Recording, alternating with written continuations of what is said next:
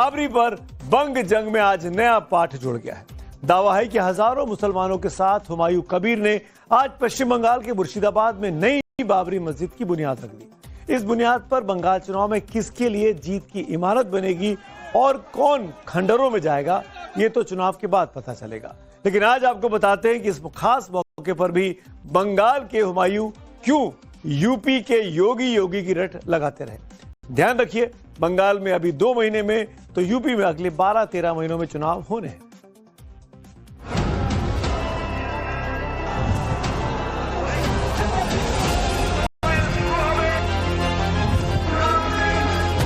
बंगाल में नई Babri side, political fight अब और टाइट।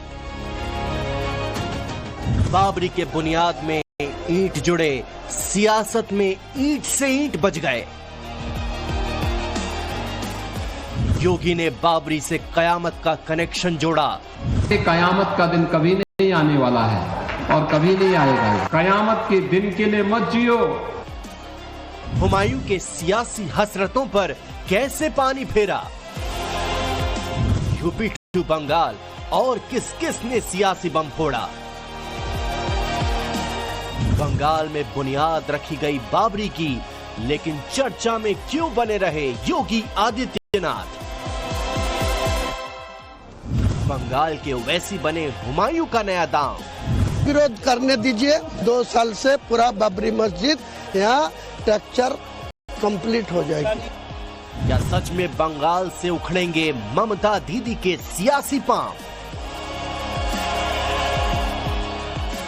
हुमायूं की दौड़ सिर्फ बाबरी तक, योगी ने छेड़ दी जंग कयामत तक।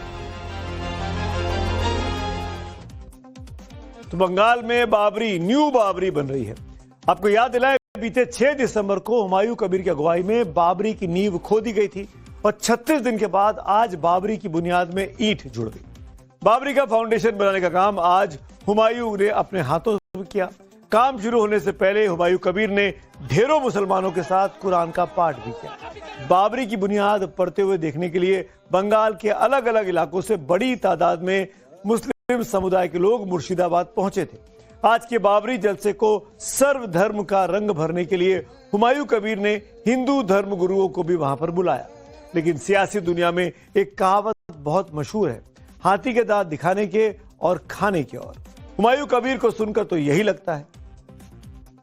जो विरोध करने दीजिए, इंशाअल्लाह ये काम पूरा करेगी। 2 साल से पूरा बाबरी मस्जिद यहाँ स्ट्रक्चर कंप्लीट हो जाएगी। वैसे तो हुमायूं कबीर के लिए आज का दिन बहुत अहम था। बाबरी की नींव का उनका सबसे बड़ा सपना आज आकार ले रहा था। लेकिन इस खास मौके पर उनकी जुबान पर बाबरी के साथ साथ यूपी के मुख्यमंत्री योगी आदित्यनाथ का नाम बार बार आ रहा था। आपको भी लग रहा होगा ऐसा क्यों है? बंगाल से योगी का क्या कनेक्शन? तो क्या योगी ने कयामत वाला अल्टीमेटम देकर हुमायूं के लिए जो उन्होंने मेहनत की थी, जो किया कराया था, उस पर पानी फेर दिया है? और हम आज फिर इस बात को कह रहे हैं कि कयामत के दिन तक भी कभी कयामत का दिन तो कभी आना ही नहीं है, और इसलिए बाबरी ढांचे का पुनर्निर्माण कभी होना ही नहीं है। जो कयामत के दिन आने का सपना देख रहे हैं, ऐसे ही सड़गल जाएंगे। यही बोल रहा है, जो जोगी जी जो राम मंदिर बनाया, भारत का आदरणीय प्रधानमंत्री जी जो 22 जनवरी 2024 जो राम मंदिर का उद्घाटन किया, कोई भारत का मुसलमान इनको खिलाफ कुछ नहीं बोला, विरोध नहीं किया। लेकिन मैं मस्जिद बनाते हैं, मैं मस्जिद का क्या नाम रखो वो मैं का मुस्लिम का अधिकार है। तो बंगाल में बाबरी पर जो लड़ाई ममता वर्सेस हुमायूं से शुरू हुई थी, वो अब योगी वर्सेस हुमायूं तक पहुंच गई है। लेकिन एक बात पर आपने गौर किया, योगी ने अपने बयान में बाबरी ढांचे के पुनर्निर्माण शब्द का प्रयोग किया। पुनर्निर्माण का यानी दोबारा निर्माण का। ऐसा बोलकर योगी ने एक तीर से 2 निशाने साध दिए। पहला तो ये कि अयोध्या में अब राम मंदिर पूरी तरह बनकर तैयार हो चुका है, वहां बाबरी का अब कोई वजूद नहीं है। और दूसरा, जो बाबरी की रट लगाए हुए थे, उन्हें कयामत के फेर में उलझा दिया। अब सियासी लड़ाई में कोई भी बयान जुबान से निकले तीर की तरह होते हैं और योगी ने तीर ऐसा चला है जो ठीक निशाने पर लगे। इसी महीने बंगाल में विधानसभा चुनावों की तारीखों का ऐलान होने वाला है और अगले साल उत्तर प्रदेश में विधानसभा चुनाव है। दोनों ही प्रदेशों में वोटों का ध्रुवीकरण जीत और हार तय करते हैं। हुमायूं कबीर का दावा है कि वो ओवैसी के साथ मिलकर ममता के खिलाफ मोर्चा खोलेंगे। तो वहीं असदुद्दीन ओवैसी के छोटे भाई अकबरुद्दीन ओवैसी ने योगी को डायरेक्ट चैलेंज भी दे दिया है। अभी योगी बाकी था, अब आप लोगों मिस्टर योगी तैयार हो जाओ, यूपी भी आ रहा हो, चलेंगे यूपी, चलेंगे। बंगाल में दरअसल 30% मुस्लिम वोट है। 2010 के बाद से ही बंगाल में मुस्लिम वोटर टीएमसी का कोर वोट बैंक माना गया। ममता बनर्जी की जीत की हैट्रिक में मुस्लिम वोटरों की बड़ी भूमिका रही है।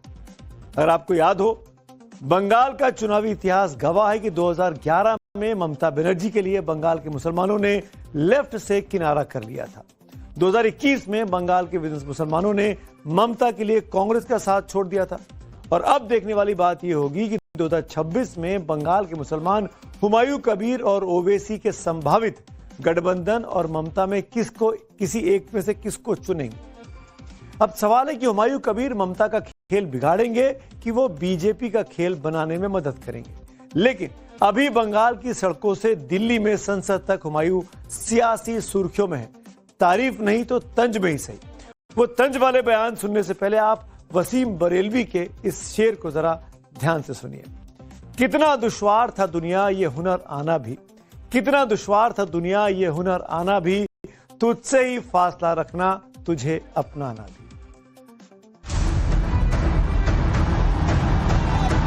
वो भाजपा का आदमी है हुमायूं कबीर, और इस देश के मुसलमानों को भी इस बात को समझना चाहिए। ये भारतीय जनता पार्टी के द्वारा प्रायोजित कार्यक्रम है। उसको मस्जिद में कोई आस्था नहीं है, उसको कोई मस्जिद नहीं बना। और शुभेंदु अधिकारी का आदमी है, वो बीजेपी का आदमी है।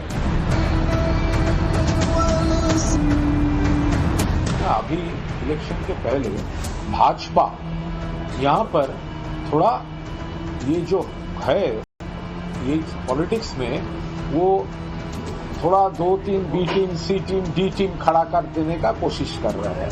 इसका ये सब पुतला है। इसका ओरिजिनल जो कंट्रोल है ये सब कंट्रोल दिल्ली से होता है।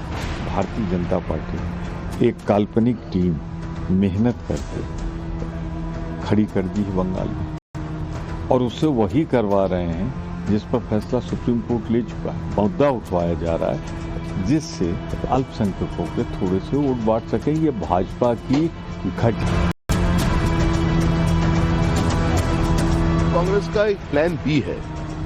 ये बी टीम है तृणमूल कांग्रेस का। हुमायूं कबीर तृणमूल है, तृणमूल ही हुमायूं कबीर है। हुमायूं कबीर तृणमूल से अलग नहीं है। ये सस्पेंशन तक नाटक है।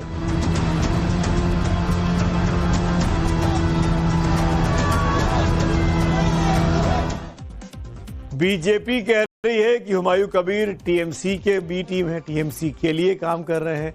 टीएमसी कह रही है कि ये तो भाई बीजेपी की बी टीम है, बीजेपी के लिए काम कर रहे हैं। तो सियासत में हुमायूं कबीर ने दरअसल पिछले कुछ सालों में दुनिया देख ली है। बंगाल चुनाव में वो सांप भी देखे और नेवला भी देखे। ये बात हम ऐसे नहीं कह रहे। बंगाल में वो कांग्रेस, बीजेपी और टीएमसी तीनों पार्टियों का झंडा हुमायूं कबीर अब तक थाम चुके, यानी धुर दुश्मनों के बीच में जाकर भी अपनी पैठ, अपनी जगह वो बना चुके हैं। 2007 में कांग्रेस के साथ सियासी सफर की शुरुआत हुमायूं कबीर ने की थी। 2011 के विधानसभा चुनाव में मुर्शिदाबाद के रेजी नगर सीट से कांग्रेस के टिकट पर विधायक भी चुने गए।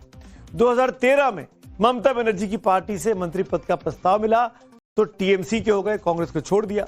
लेकिन फरवरी 2015 में ममता ने उनको पार्टी से निकाल दिया। इसका नतीजा यह हुआ कि 2016 में निर्दलीय प्रत्याशी के तौर पर चुनाव लड़े और हार गए।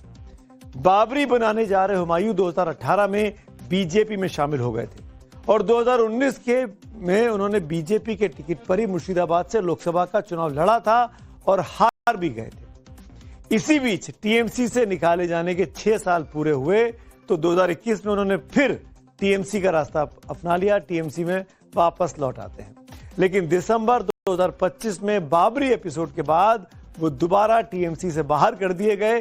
पहले निलंबन हुआ, फिर निष्कासन हुआ और 22 दिसंबर 2025 को अपनी नई पार्टी का उन्होंने अब नाम रख लिया है, गठन कर लिया है, जिसका नाम है जनता उन्नयन पार्टी, JUP। इस बार बाबरी और मुस्लिम वोटों के दम पर दीदी के खिलाफ वो अब ताल ठोक रहे हैं।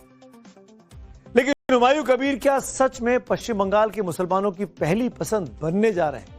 क्या हुमायूं कबीर और ओवैसी का संभावित गठबंधन बंगाल में मुसलमानों के लिए टीएमसी का विकल्प बनेगा? हुमायूं की चाहत तो यही है, लेकिन योगी आदित्यनाथ ने बस एक बयान देकर बंगाल के पॉलिटिकल फाइट को अलग ही लेवल पर अब पहुंचा दिया है।